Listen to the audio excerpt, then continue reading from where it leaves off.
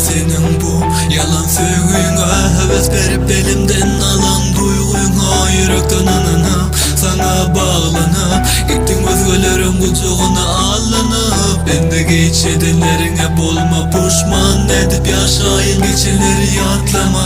Baktı iyice döndürüp bolsa değil yüreğim seni söymen özgeni söyledi değil. Yok başka çarem yok, seni unutmaktan başka çare koymadım. Sevgimi sevmen oynadım. Yok başka çarem yok, seni öğrenmekten başka çare koymadım. Sevgimi sevmen oynadım. Kanı ol vadalar, kanı ol cadılar, hanın yerde sevgimize dören kadılar. Men yanıp kul oldum vadalar içinde, güneylerimi gözyaşlarım bilen döküp geçemde.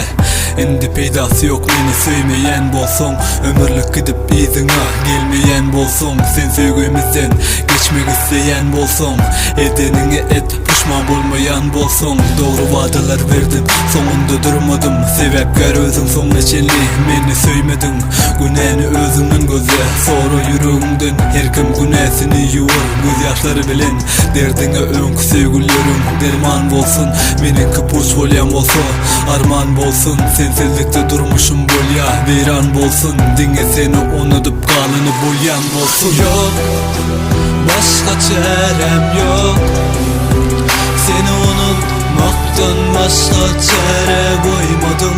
Sevgimi sevmen oynadım. Yok başka çarem yok, seni öğrenmekten başka çare koymadım. Sevgimi sevmen oynadım. Yok başka çarem yok, seni unutmaktan başka çare koymadım.